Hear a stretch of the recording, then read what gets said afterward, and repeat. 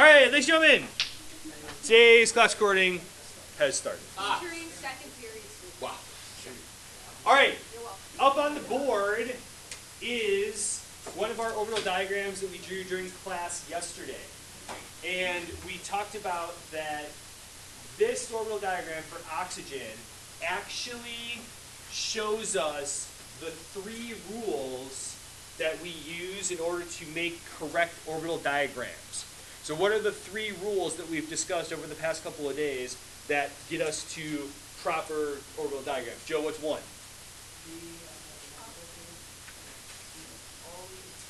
Okay, the Pauli exclusion principle tells us what? Each orbital can only contain 2 electrons. So that's one thing we need to know when making orbital diagrams. What's the next rule we need to use? Off-bow principle, she said first. Off-bow principle. Off-bow principle tells us what?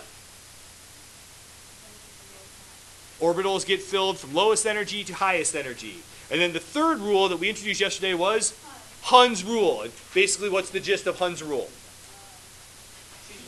Without reading it straight from your outline, what is Hund's rule telling us?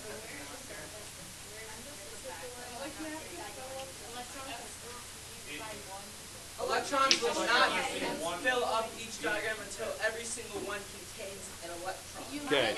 So, all right. Okay. So,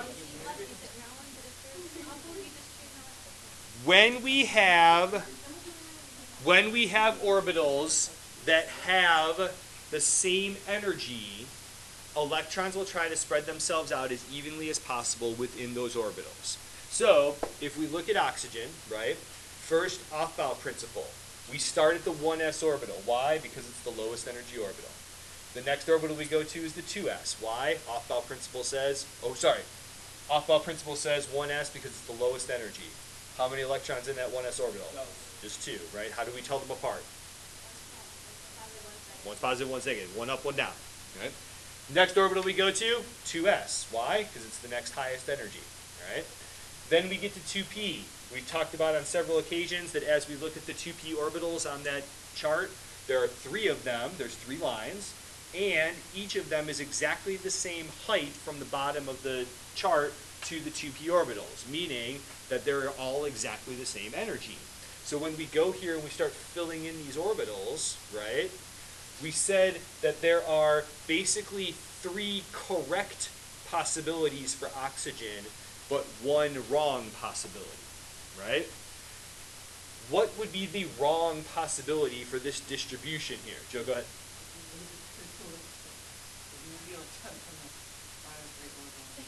If you move the one from the farthest right orbital into the middle, right? Because then we would have what? Wouldn't be as evenly distributed as possible, right? We can't have 2, 2, 0, all right? We can have 2, 1, 1, or 1, 2, 1, or 1, 1, 2, because they're trying to distribute themselves as evenly as possible. Every orbital has to get 1 electron before any of them get 2. It's kind of like hotels and houses. Sure, I guess it is kind of like that. So what? No, when you buy houses and hotels in Monopoly, you can't buy like 4 houses and turn it into 1 hotel on one of your properties. All of your if you buy 3 houses, you have to put 1 on each property, and you can't buy a hotel until all of the properties have 3 houses already. Like you can't. Nobody actually. So, but that is the rule. That is actually the rule. So, all right. To test that, why don't you guys, starting off here, draw for me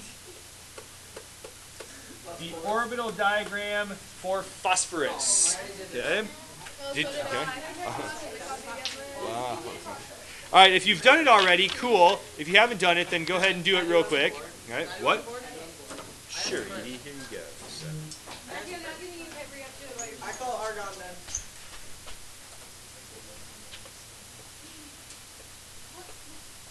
Right? Oh, wait, I thought you were, okay. Keep going. Usually you do that for the right of phosphorus. You know what, Joe? I okay. really don't It's all right. care at all.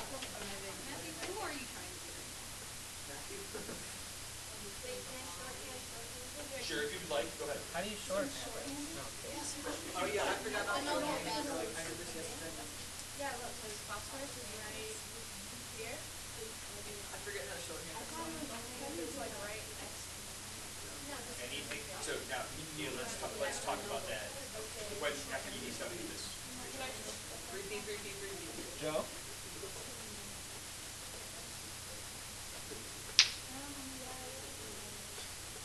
Yeah, we're gonna go over shorthand here. Yeah. Edie, why did you do the one-sided arrows? 2, 4, 6. Yeah, I do those. I do those too. What are one side? Why would one arrow be one side? Edie, do it how you would like me to draw it, not do two dimensions. That's what I was looking at. But he's not gonna know that if you do it that way. Yeah, but he knows it now because he just. Yeah, I. Is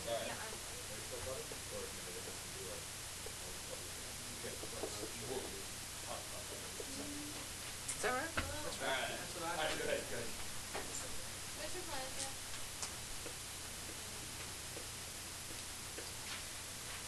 I have a question. Are we ever gonna do any of these with like like the elements on the periodic table, like the very last row of them? I mean, we could, but I those don't actually count them. those don't show up a whole. I mean, yeah, they're not like those ghosty ones on there. Yeah, those stupid ones. I don't understand how do you do it. Okay, well let's talk about those arrows. All right. So first, we did this right at the end of class yesterday. All right. So first. All right. So first, if we go with the extended version of our orbital diagram, okay, we filled up the 1s, we filled up the 2s, we filled up the 1s, we filled up the 2s, we filled up the 2p's, we went and filled up the 3s, the next level up was the 3p, but Hund's rule tells us that if we have those 3 electrons, all of those 3p orbitals are exactly the same energy, so we got to distribute evenly. Okay? 15 electrons. That's not very far into the periodic table, and we're already starting to get pretty long and cumbersome. All right? So right at the end of class yesterday, we talked about taking advantage of the fact that our noble gases, the elements on the far right-hand side of the periodic table, have full electron levels. If we go inside the blue box, how many total electrons are we talking about there? 10 electrons. And that's 10 is neon's atomic numbers. That's how many electrons neon has. But more importantly, if you look, right, 2s and 2p, are there any other orbitals in the second energy level? No, there aren't any 2d orbitals. So the second energy level is totally full. So we can use neon in the square brackets as a way to shorten this longer orbital diagram. Okay? Nita, at the end of class, we did this yesterday with sodium, right? So it was like 11 electrons. It was like one after the neon, right? There, so we only had this. But any element that's in the third row of the periodic table, we can shorthand with neon because that's the noble gas at the end of the previous row. Does that make sense? Does that make sense? No, we're talking about shorthanding like the row. So here, hold on a second. You can, but helium, the difference between writing helium in brackets and writing 1s with 2 arrows is really not. You could do that with helium if you wanted to. So, say again. It's fine.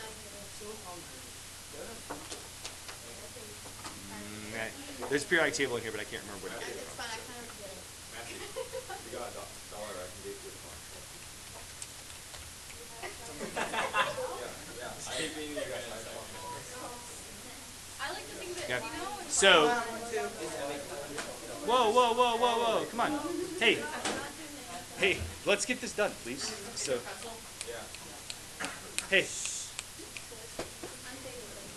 Okay.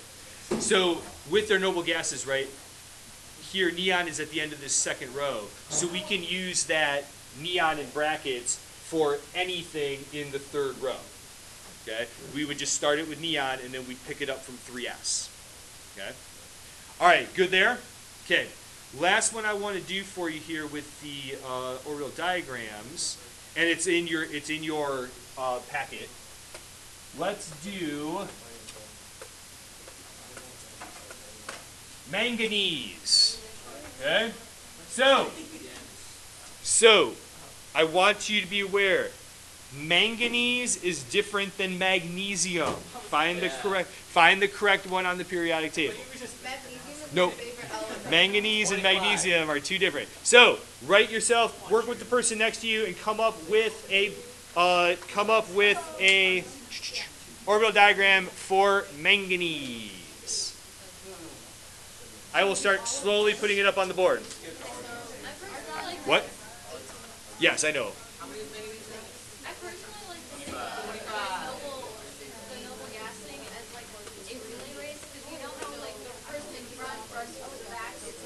All right, I can see that.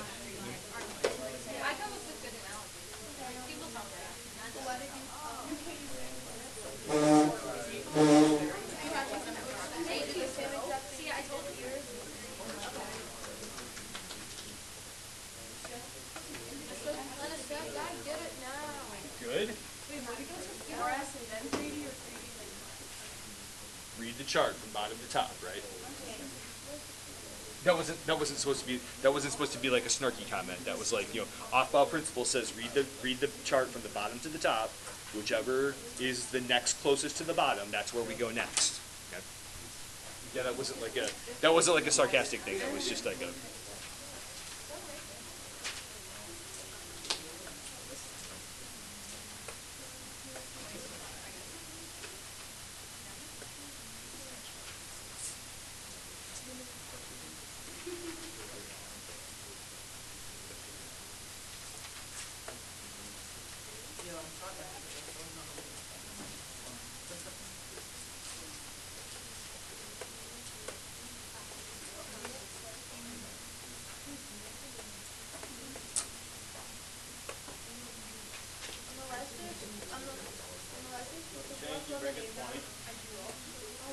You're taking an exam on the last day of school. Wait, really? We are? That's what your last 3 days of school are. That's so dumb.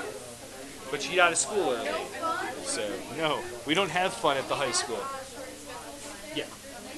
Well, can we, watch some in house sometime before the end of the year? Shane, do you have $4 notes? Because I have 5. No. I really hope you guys realize that Shane buys like 8 of them during these days. Oh, right now all I have This is what I just now figure out what he does with them. No, usually All right. Sorry, I ran out of room. All right. Up on the board is the orbital diagram for manganese. I ran out of room, so I had to go down a level, right? Okay. So here, off-bow principle, okay, we filled 1s, we filled 2s, we filled 2p. We filled 3s, we filled 3p. That took us to how many electrons? That's 18. Okay? So we could at that point do what? We could shorten this up with argon. Okay? All right. Now I know what it is. So. All right. But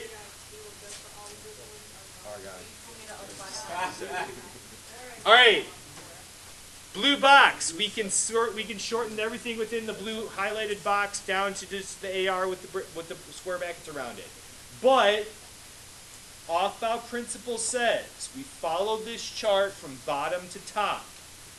We have filled 2p, as we move upward, what's the next orbital that we run into? 4s. Even though there are 3D orbitals that exist out there, they are not lower energy than the 4s orbital. Remember, as we get farther and farther from the nucleus, right?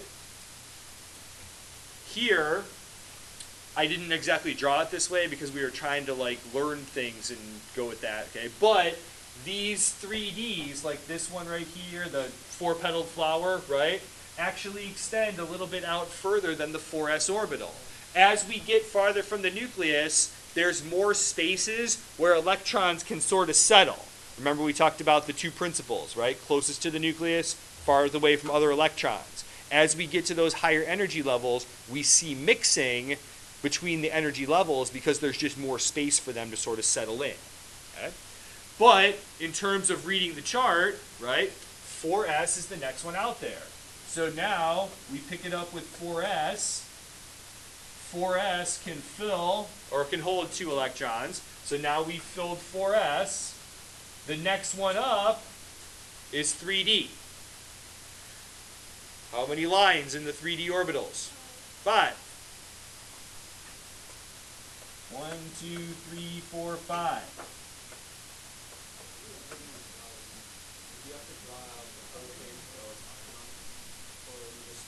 No, I mean, like, so, Edie, at this point, before we started drawing this orbital diagram, you can go to your noble gases on the right-hand side and say, okay, 25. What's the noble gas that is right before 25? It's argon. So I can account for the first 18 electrons just by doing this. Okay? And then I just have to pick it up from there. Okay? Joe, go ahead. Okay. So, the first one, will it always, so like when you shorthand it and you do the argon, will it always pick up with another S? Yes, because noble gases have full P levels. Like yes, so anytime you shorthand it with a noble gas, it will always pick up with an S. Okay? Because that's where the next one after noble gas picks up. And then on our quiz, will we get the chart? Yes, but it's an open note quiz, so you can use that chart. But it is directly on the quiz too. So. Can you find argon with the argon brackets? No. So if I tell you to write the orbital diagram for argon, you can't just put that in brackets. So. All right, last part here. Okay, you could do it with neon, right? Like if I asked you to do the orbital diagram for neon, you could put, or sorry, if I asked you to do the orbital diagram for argon, you could put neon in brackets and then pick it up from there. But yeah, you can't just put for that reason, I usually won't give you a noble gas to do. You know, so. All right, hold on one second. Argon accounts for 18 electrons. 4s can hold 2. That gets us up to 20. That means we have how many electrons left to place? 5. How many d orbitals are there? 5. So what do we have to do? 1 in each because of what? Hund's rule. Okay. 1, 2, 3, 4, and 5. Okay. Yes. Can I please explain the electron configuration? I already know it. So. I just wrote All down right. the This gets kind of cumbersome. Okay. So.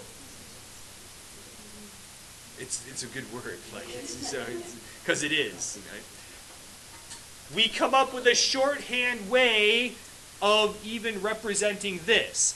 This is a shorthand way of representing this, but even when we start getting bigger and bigger and bigger, we come up with a shorthand way for representing this. We call this an electron configuration. So electron configurations from your notes on the last page of your outline. I don't think you have anything to fill in. A shorthand way of representing the location of electrons around the nucleus. Not as much detail as an orbital diagram. An orbital diagram doesn't have as much detail as the big picture that we drew. So we're reducing the amount of detail, but because we drew the big picture, we know what these things represent. So let's start with the electron configuration for boron. Here's what you do. you start off and you write the name of the orbital, 1s. And then you use an exponent or a superscript, depending on how you want to call it, to represent the number of electrons that are in that orbital. So in this case here, we would go 1s and then a 2 superscript because there's 2 electrons in the 1s orbital. Then we write our next orbital, 2s. How many electrons are there in the 2s orbital? 2. And then here's where the shorthand part of it comes. We don't write a 2p to represent each of the 2p orbitals. We just write 2p to represent the level. So here, how many electrons are there in the 2p level? 1. That's nice. If we go to carbon,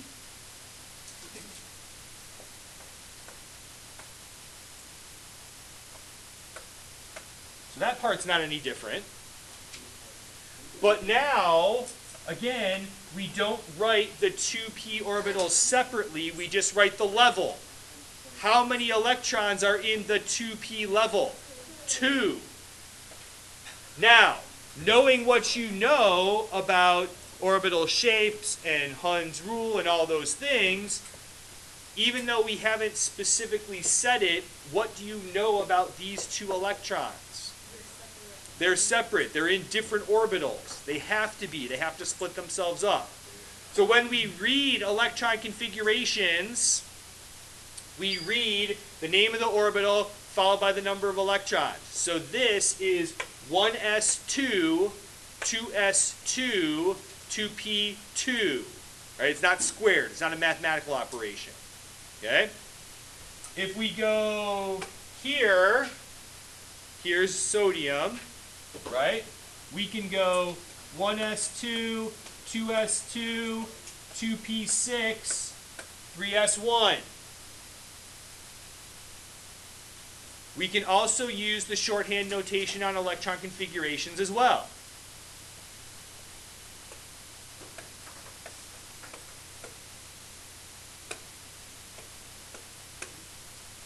Okay? So if we were to, let's say, go to manganese like we just did, right? We could go 1s2, 2s2, 2p6, 3s2, 3p6, 4s2, 3d5. Okay? I know the order of the orbitals. So, or, like we've done in the past, right? Everything up until there, we can shorthand with argon. Oh.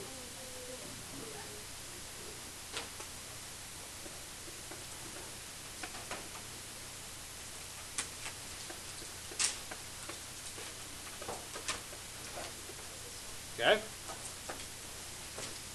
Again, we don't put those individual d orbitals, but because of what we know about Hund's rule, we know that they have to be separate. No, manganese sounds like a religion based on manganese. All right, quiz over the weekend. Bring it back on Monday.